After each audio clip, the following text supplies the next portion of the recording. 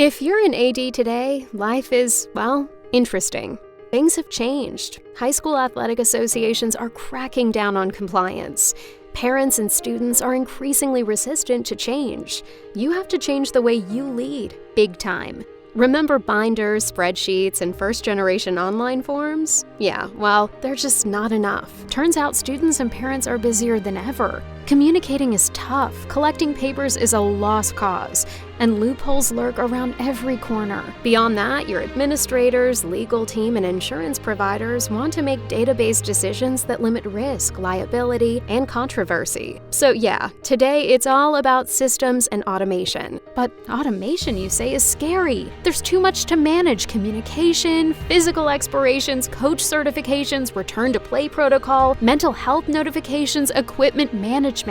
That's why our coach built Final Forms, the premier next-generation application that actually helps you collect, verify, and distribute information to boost safety and compliance and reduce risk, controversy, and liability all in one place. Some companies make empty promises, claim a calamity of integrations, even lie, cheat, and steal to get your deal. More often than not, this ends in poor service and support for you and your team. Here's the even bigger problem. We're talking about eligibility, compliance, and health emergencies. Archaic, cobbled solutions don't give you the ultimate view of every click, signature, interaction, and outcome. That means you have less data, incomplete information, and extreme exposures. Remember those parents, state associations, lawyer, and insurance guys? They don't like that. You need a solution, service, and support, and you need it now. You got games. Trust us or any of our million-plus daily users. If we say we can do it, we get it done. And it's done well. If we can't, we tell you the truth. Even better, our team is comprised of educators who have walked in your shoes. We work every day to improve outcomes of scary emergency medical, legal, and financial situations. Think about it. Rather than using old-school solutions created in a boardroom and managed by investors, we work with a team of people just like you who totally get it. If you designed a product, this would be it. Trust thousands of your colleagues from coast to coast, including local, state, and national award-winning ADs. Take the next step today. Learn how our product, our team, and our service helps you collect, verify, and distribute information to boost safety and compliance and reduce risk, controversy, and liability, all in one platform, designed by people like you, for you.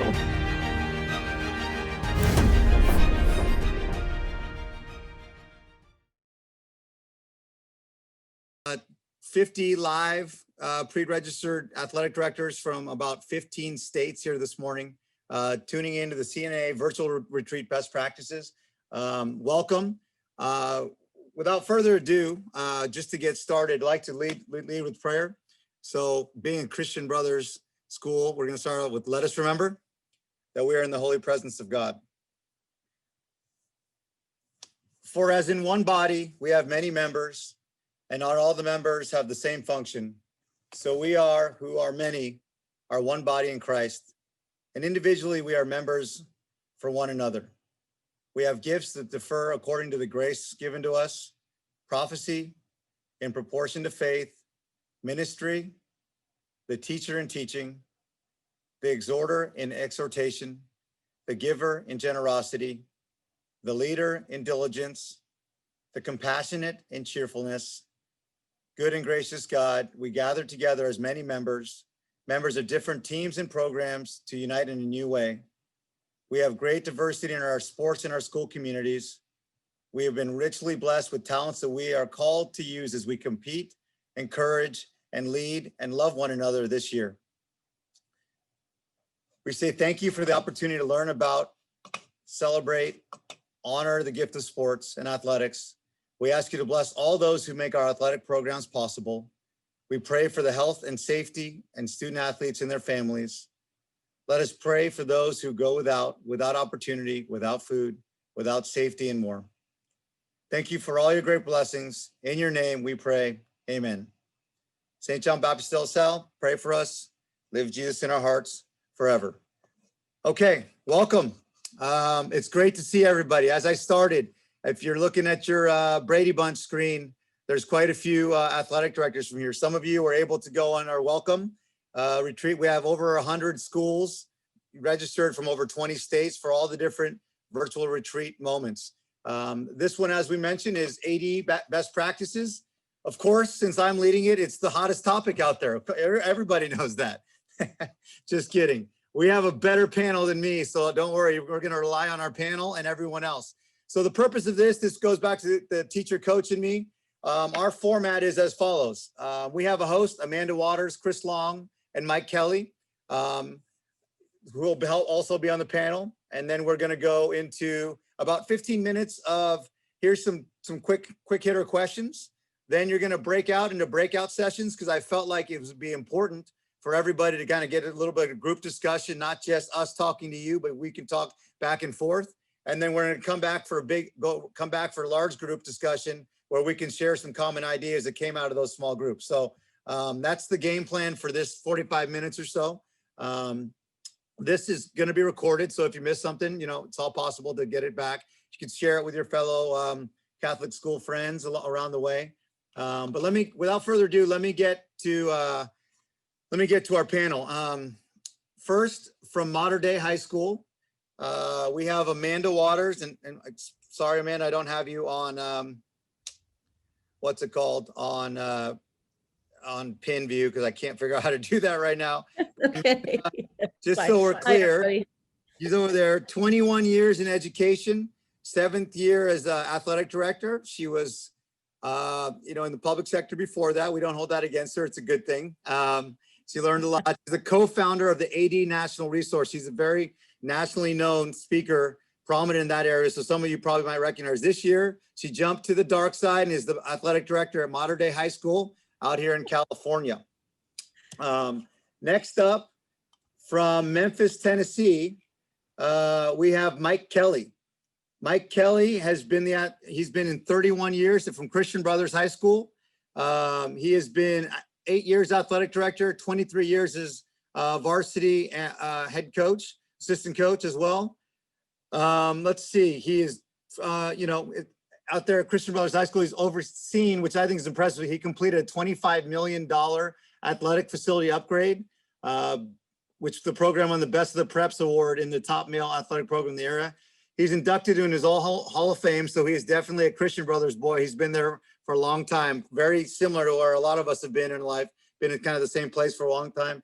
Got 2 kids that also went through the school. So as you can tell, that's the classic Catholic administrator, coach, family going all right through the cycle. And last but not least, we have Chris Long, athletic director at Juan Diego Catholic High School in Draper, Utah. I don't think COVID has hit them. They've been going nonstop for the past 7 months, one of the most active states. So he's going to kind of bring a perspective that's a little bit unique. I mean, as many as you know, it's one of the few states where a lot of our kids have been playing club sports. They've definitely been going with high school sports, had a ton of state championships, all of the above. So I think, he's been a head wrestling coach, teacher, administrator, dean. He brings a mixed bag. I don't want to age him, but I imagine it's in the 25 plus years of Catholic high school education experience at multiple capacities. So I think a warm welcome to Amanda, Chris, and Mike. Thank you for agreeing to be on the panel. With that, let's just go to our first question. So I kind of like to just to kind of give you a background on where everybody is.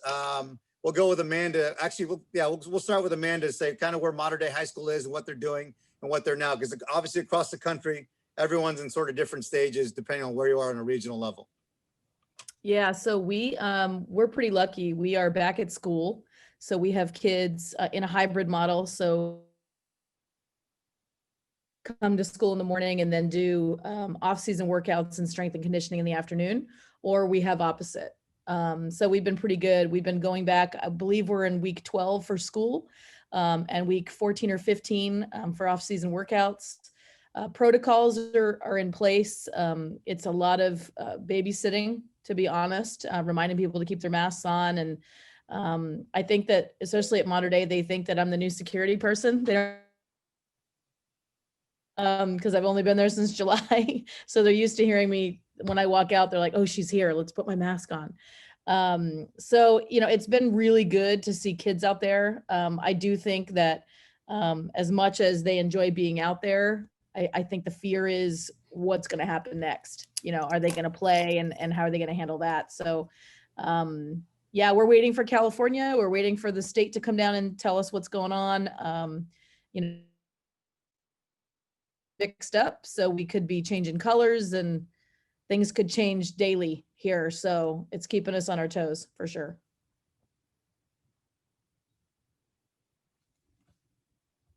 Chris, we'll work left to right on the map.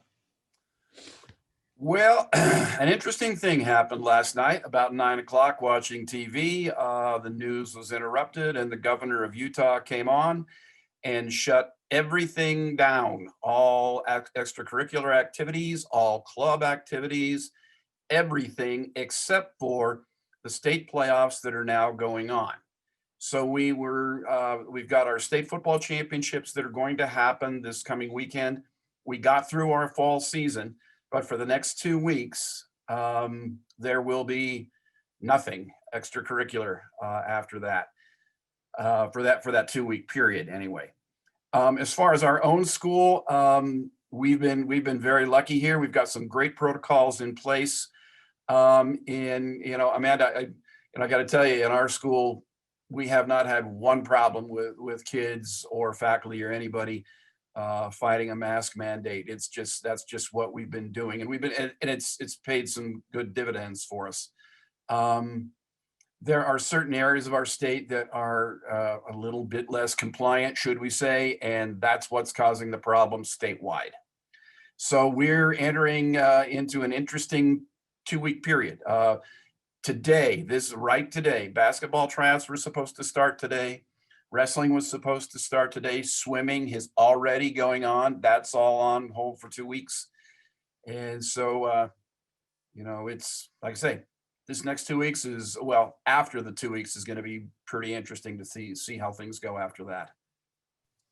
Thank you, Chris. Mike, a quick update from your beautiful state.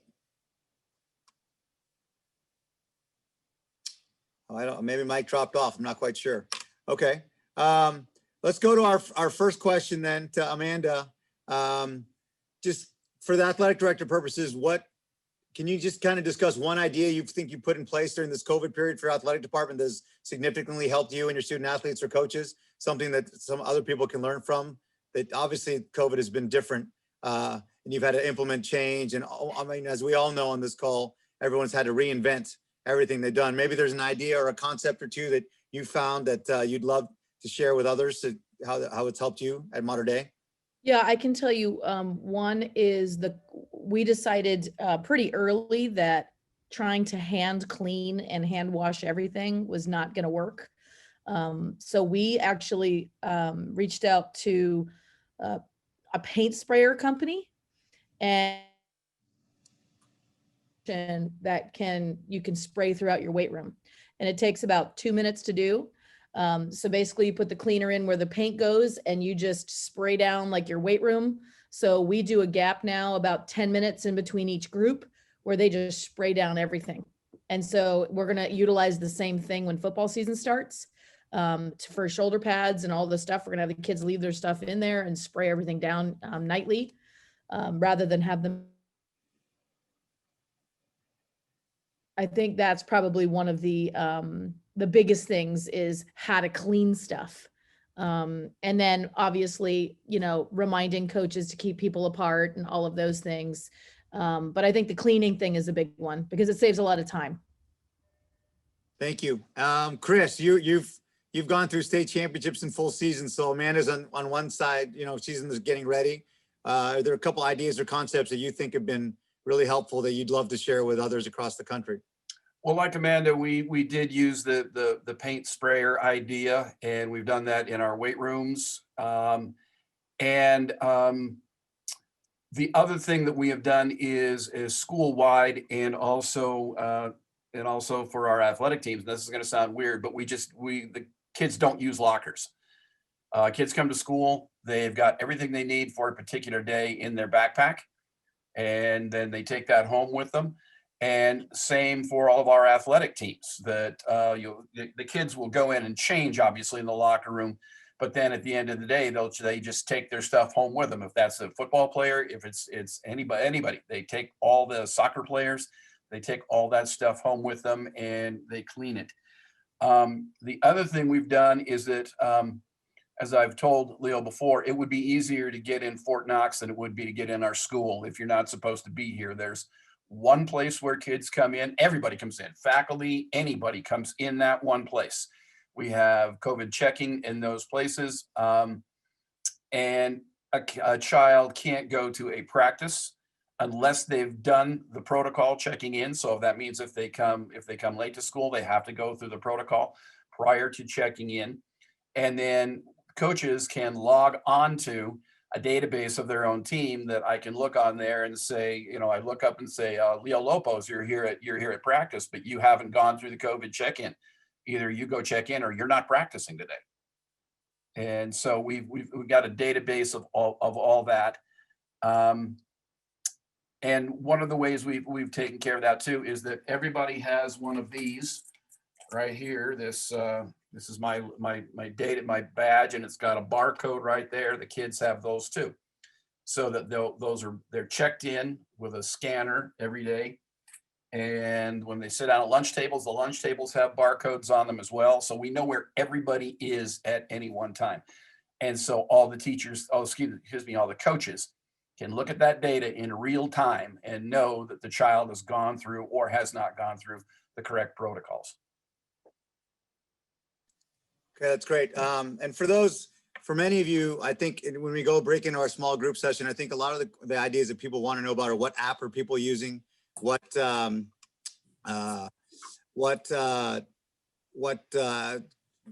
of communication are you using between hands? So we would probably push that to the small groups. Okay. Videos, that's kind of where we're at right now. So I think that's kind of where we're at. The next question, Mike Kelly, are you here? I am, finally. I apologize. I'm not sure what happened. Just blame it on 2020, I guess. Yeah, no worries. All good. So Mike, I obviously appreciate your commitment. Can you just, only thing you missed is we updated on where people are in different states. And obviously you're representing your beautiful country and your area. Can you kind of describe what's going on in your part? And actually, if you could, maybe one tip or two that has worked out well that you could share with others. I'll try. Good morning, everyone. I'm in Memphis, Tennessee, at Christian Brothers High School.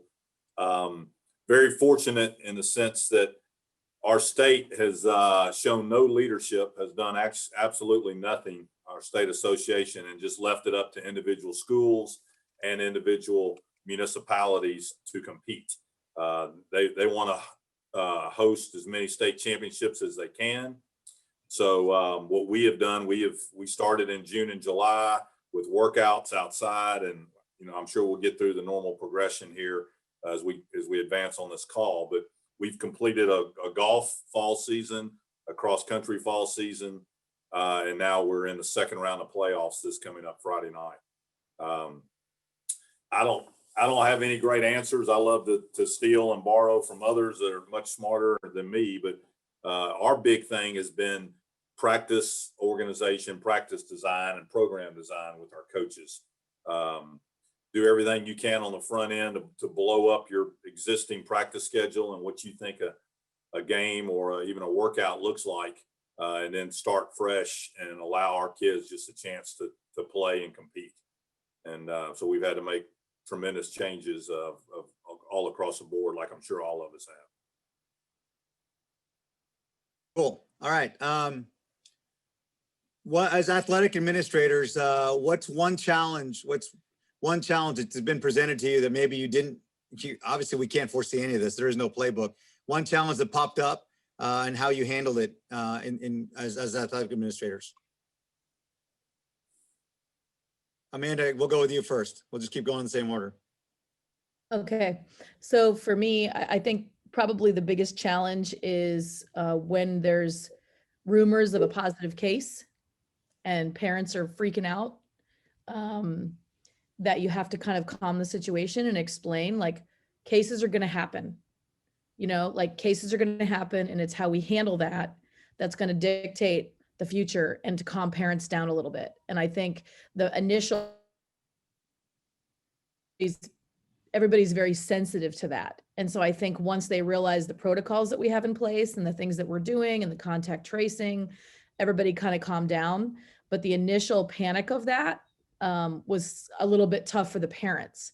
So I think that was probably the biggest challenge that I faced and we faced as a department that now we've kind of got a hold of with that. Chris?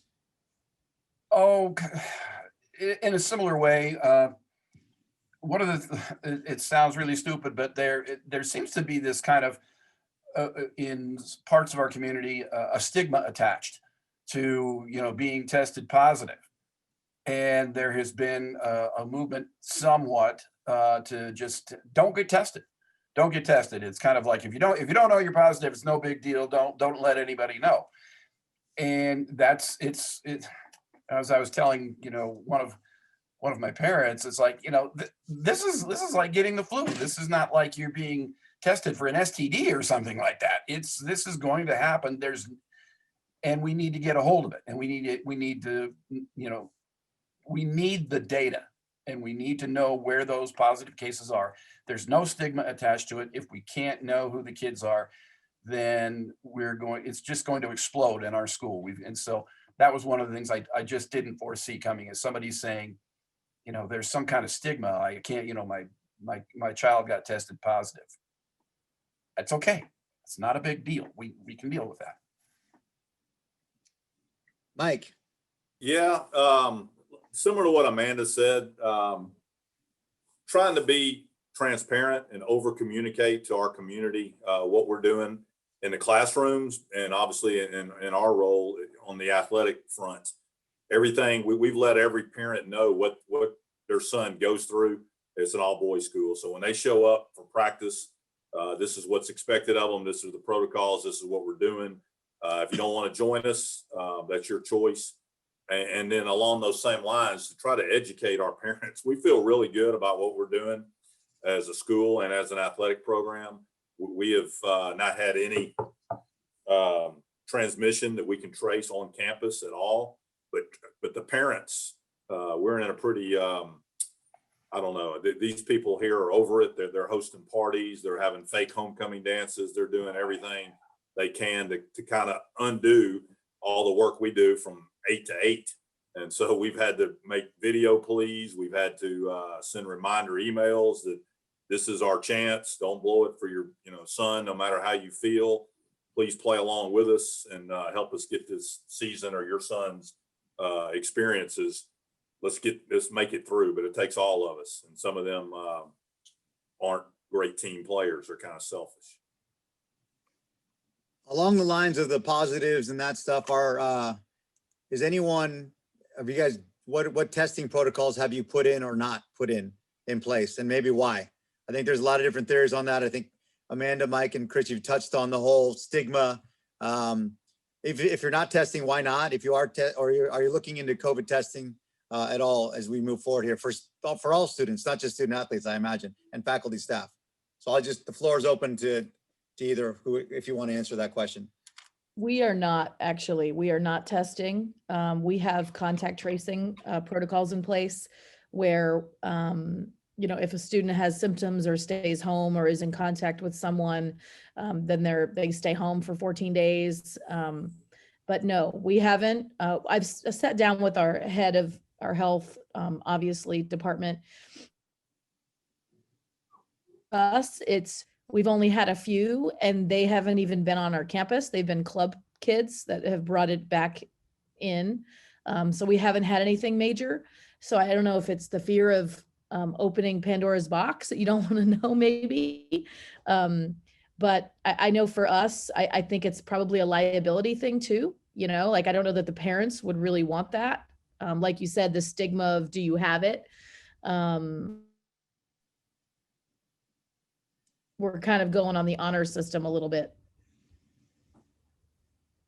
Mike or We're Chris? not testing either. But when we do have a child or a family member that has tested positive through an outside agency, we immediately call the Salt Lake County Director of Health. Got him on speed dial. His name's Ron. Talk to him all the time. And what we do is we will say, these are the circumstances under which this happened. And so what we do then, what Ron does, is to tell us what to do. That this child needs to stay home. This number of people that we've contact traced need to stay home, or nothing needs to happen due to the individual circumstances of that particular case. But like Amanda, we've not implemented any mandatory testing ourselves. Here in Memphis, we're not testing either. Mainly for cost. I think we have 800 boys, $20 a test. You're talking right off the bat, and then we would have some pushback, I'm sure, from our community that may not want to be tested, as y'all have alluded to earlier. We are, like was mentioned, we're on speed dial with our local health department, and we've been very transparent and forthcoming with our data, and when we get information, we pass that along. The issue we've run into is that health department, maybe yours is better than ours, but sometimes it depends on who answers the phone, what kind of mood they're in, whether they've had coffee or not. We've been able to contact trace and pull our people out and feel real good about it. We had an instance last weekend where we got our parent, anyway, backfield lacrosse kids, 20 of them, it's a spring sport here. They were playing fall ball, and we're kind of getting together for pickup, and there's 25 kids. One ended up being positive, and they quarantined the entire 25 kids for 2 weeks from school. Didn't tell us as a school, just sent it to their parents at 4:30 on a Friday afternoon. Even though the goalie was 100 yards away, no locker room, no nothing, just kids just showing up to free play with the coach there. And anyway, it's been messy, but I've been exploring a little bit of the basketball and wrestling programs to do any kind of pod testing here locally. We can test 20 at a time. It's a little more cost efficient, but we get the customary pushback from even our coaches that, you're just looking for trouble. You didn't test the 150 kids in the football program. Why are you testing my 50 wrestlers? You're trying to shut us down. We're doing, we've partnered up in wrestling. We can get into this later, but we've done a lot of things on the front end to try to alleviate the whole program shutdown. But we have not tested and will not, I don't believe.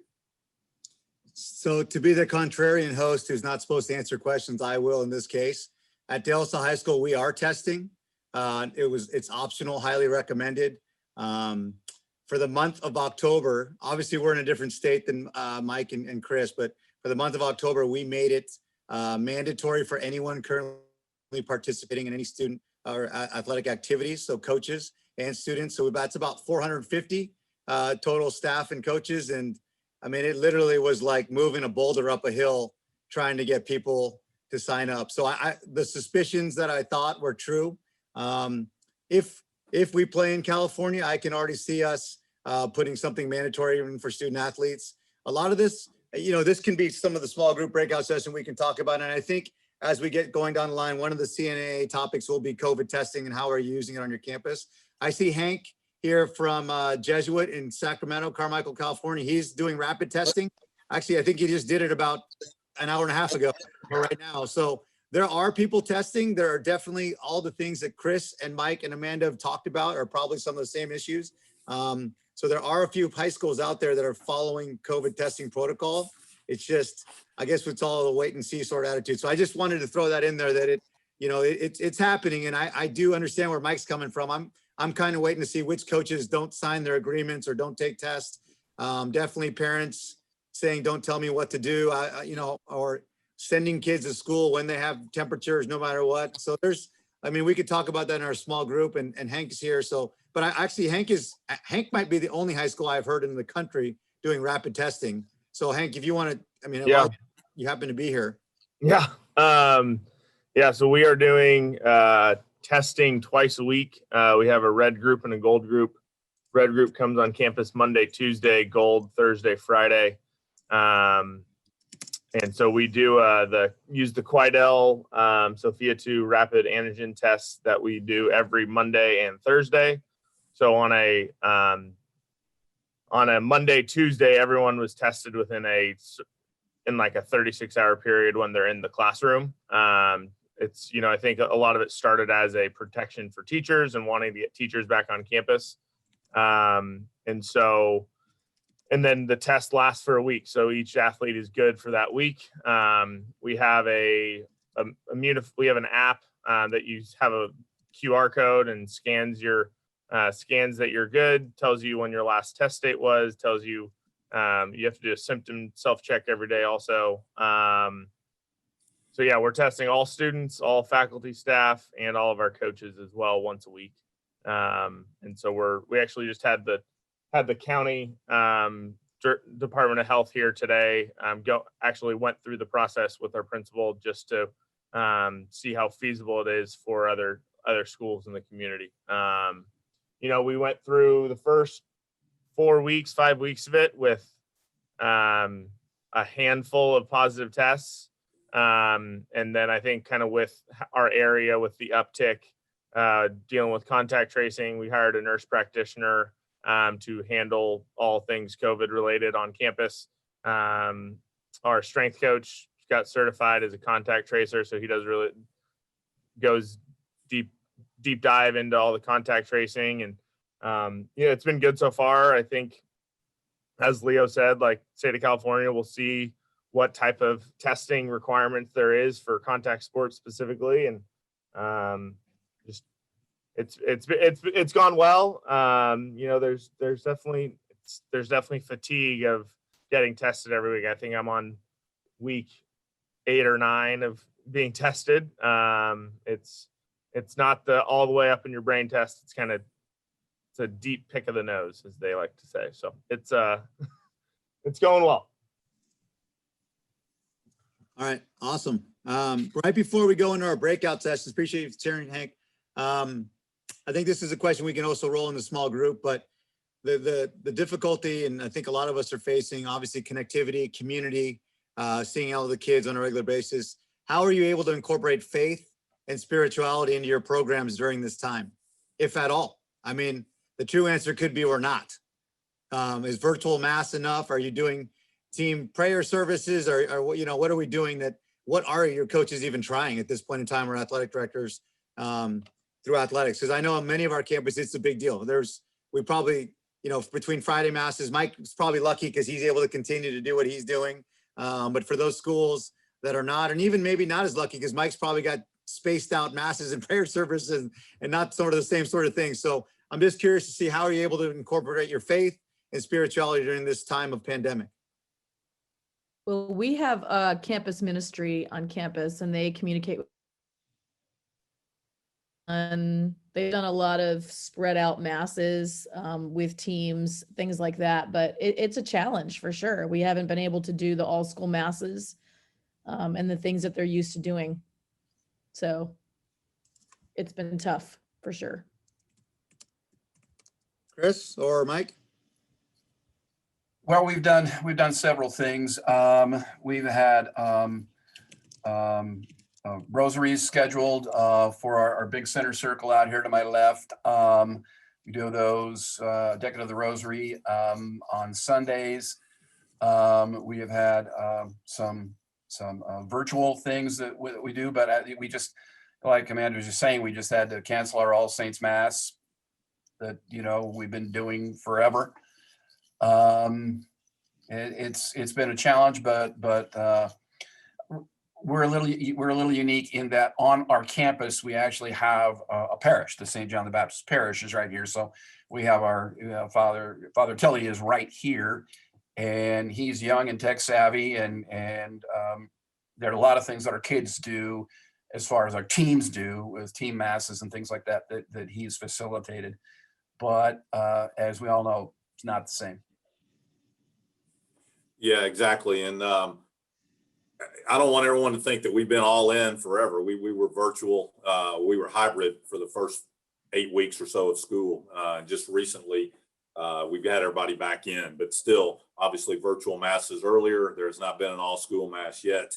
And what we've done, if you're going to space it out, then we have a campus chaplain who works with the team. So, I mean, he's visited football, he's visited the other programs, and they have spread out and still had services, but you're talking much smaller and not the whole school community as we're all used to. Okay, well, thanks for sharing. So we've had about 3 or 4 questions and a lot of different topics. I'm going to put you into a breakout room as we talked about in the beginning. Chris, Amanda, and Mike will kind of be the leaders. You can talk about whatever floats your boat today. There's about a zillion things to talk about. And then we'll break it back to the big session to hopefully share a concept or idea, and then together as a group and takeaway. But I appreciate Chris and Mike and Amanda so far, but I'm gonna hit you. Don't get mad at me if this doesn't work, okay? I'm just like every other technology deprived person. I'm gonna hit go. It's got 5 minutes of open discussion in small groups, okay?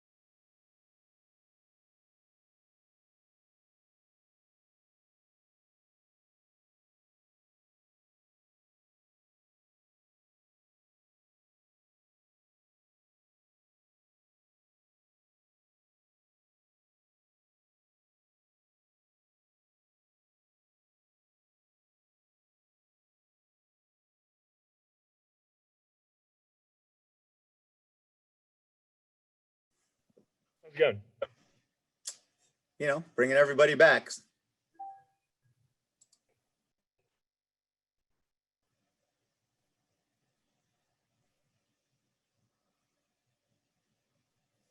Good job, Leo. That worked. I've been prepping my whole life for that moment. Breakout rooms.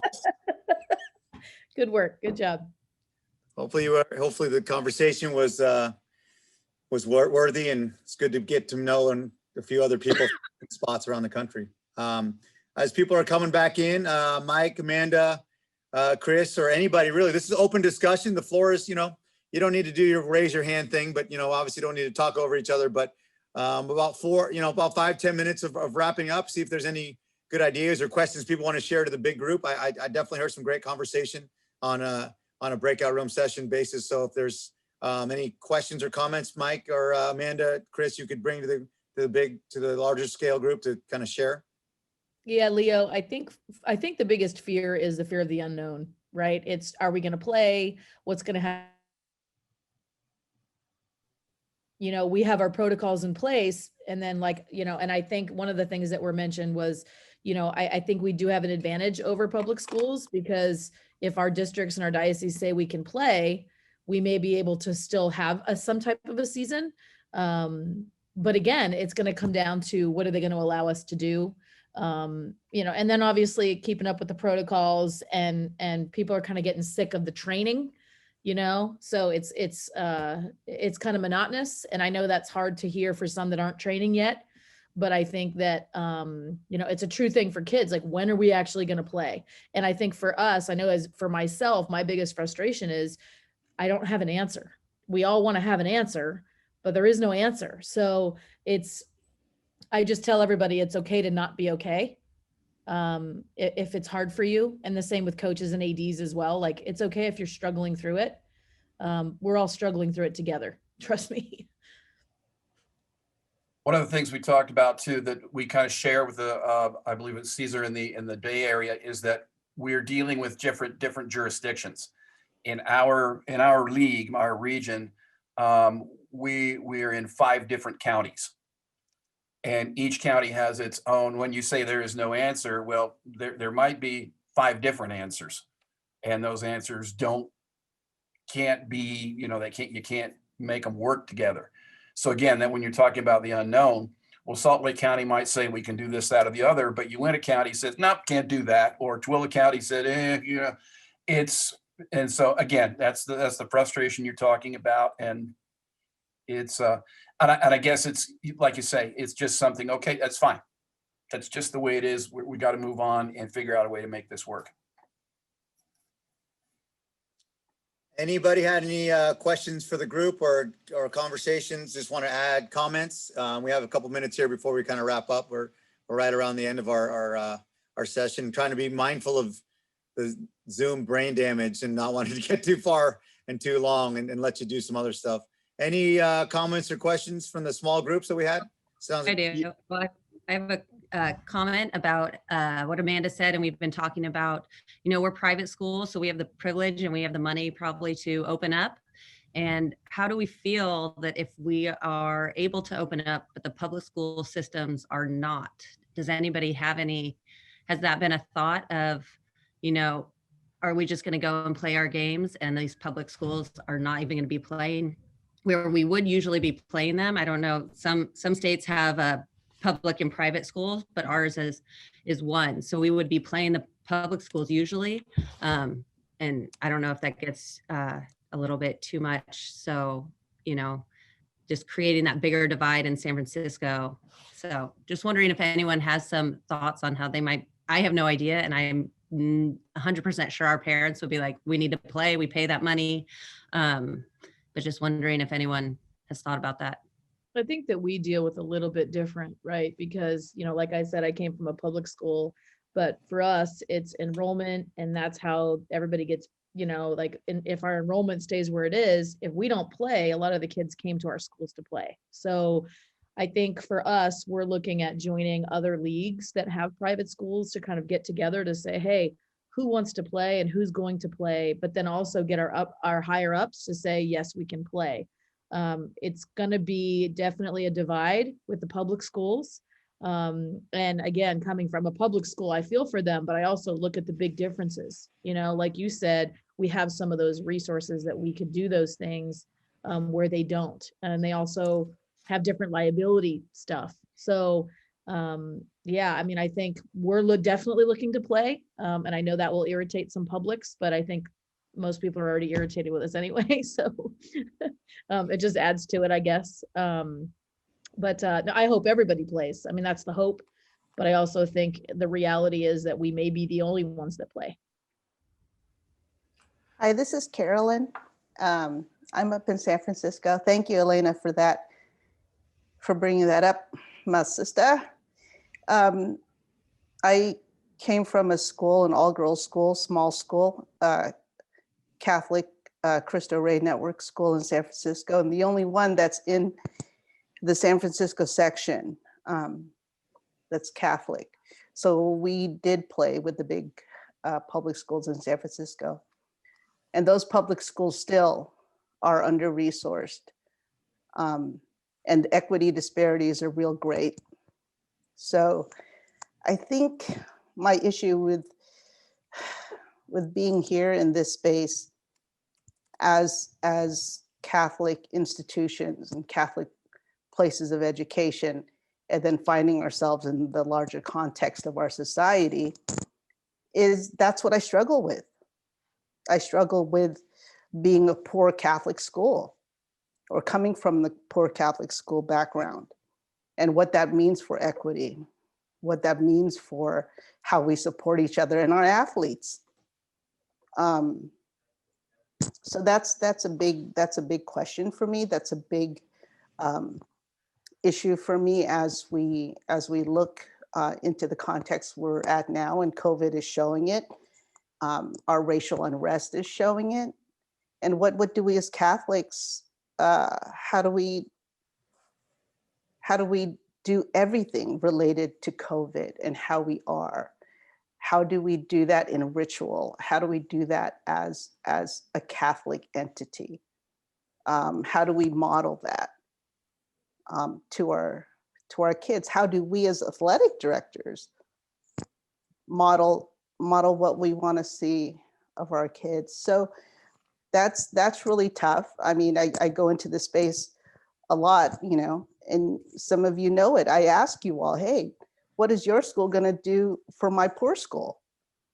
You know, how are any of your big Catholic schools going to play us?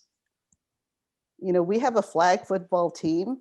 We've got competitive programs, but the big Catholic schools don't want to play us, right? So, you know, those are ongoing things. And in COVID times, it's going to be great. So how do we step up as our Catholic selves? Right. Those are my big questions. Good morning, everyone. Thank you. I just wanted to throw out a quick question to the group, and Leo and all of the others. Thank you for putting this on. This has been fantastic. I'm in a small Catholic school in Los Angeles in the Valley at St. Genevieve. And our question is, and Mike touched upon it in our breakout room, which is transportation. If we get to go to play, what is transportation going to look like?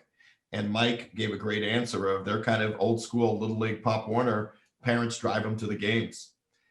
For my other counterparts, and I know some of my fellow athletic directors from our association are on here, what are your thoughts on transportation? And if we get to go, let's say football, how are you going to transport your athletes? Well, having done it, you know, we did transport all of our kids.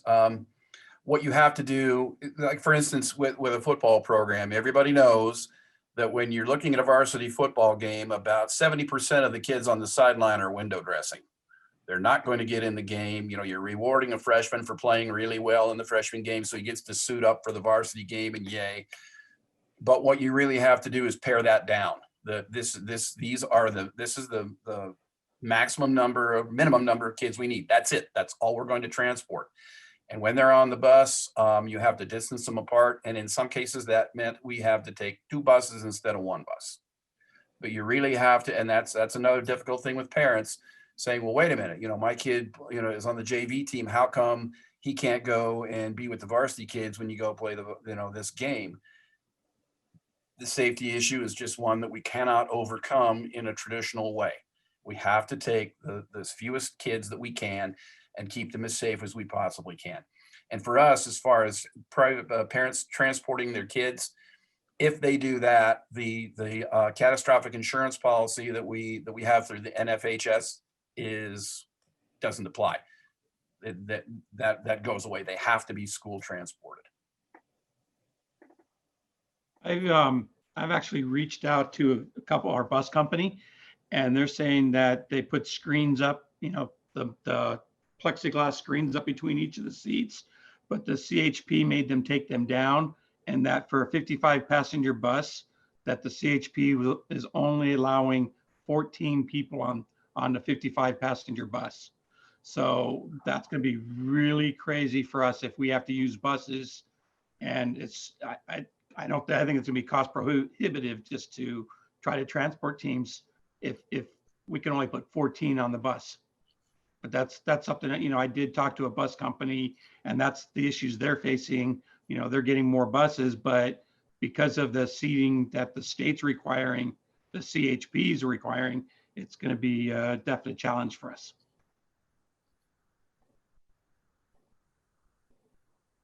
I'm the league coordinator for the Mission League and our football season, if it happens, everybody in our league is having their parents transport. They need to come dressed. The football players need to come dressed. We're not using locker rooms. The home team will provide chairs and whiteboards somewhere for halftime. And if we have spectators, obviously the parents will be able to be there because they're transporting their students, their kids. So it's really, really hard. But even our non-football schools are probably not going to be busing. We will be having our parents take their kids. We are actually busing. We're going to give the option. I think I put it in the chat, but we went to, we asked to double our bus budget because we figured 50% capacity, and then obviously limiting the number of people that travel.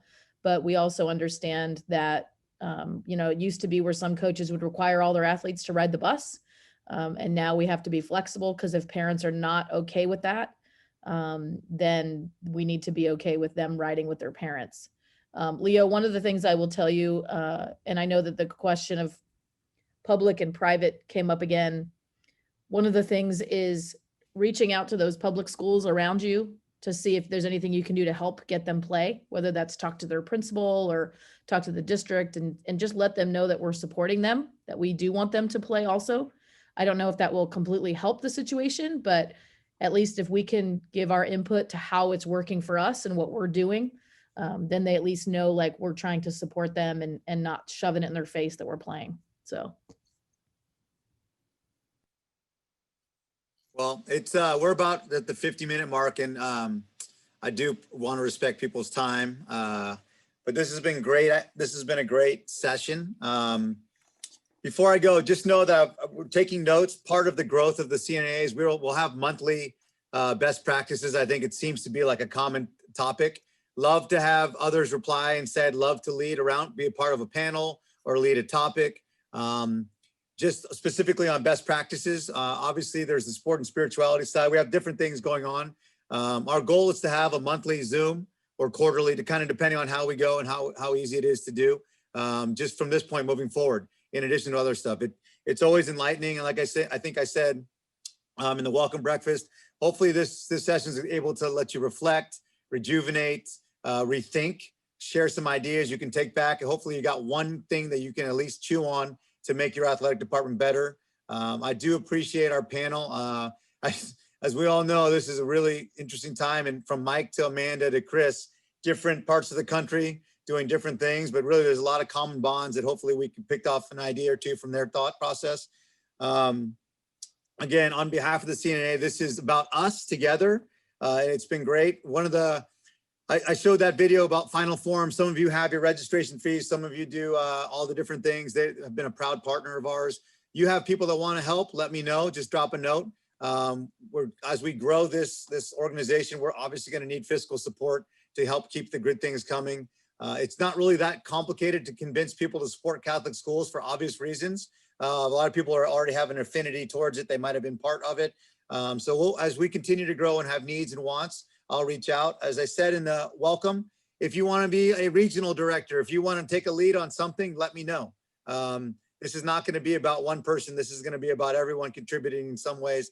Our coaches, in 2021, we're hoping to have the Catholic, Volleyball Coaches Association. So all those different things just underneath the same umbrella as we begin to create events, guest speakers, all that stuff, all great ideas. I think you're going to probably have a CNA brainstorming session Zoom in the next month or so as we prepare and just to kind of see who wants to be involved. But so obviously, thank you to our panel. Thank you to everyone being a part of this. As I mentioned in the beginning, we took a little bit of a shot to see how this would go. And obviously from Nebraska to Ohio to Tennessee to California to Utah, this just proves that the Catholic connection and connectivity is strong. And then we're going to continue to grow together and make a difference in our communities. Hopefully someone can answer Carolyn's questions, because then you could write a book and have a movie probably too, because you'd be Einstein.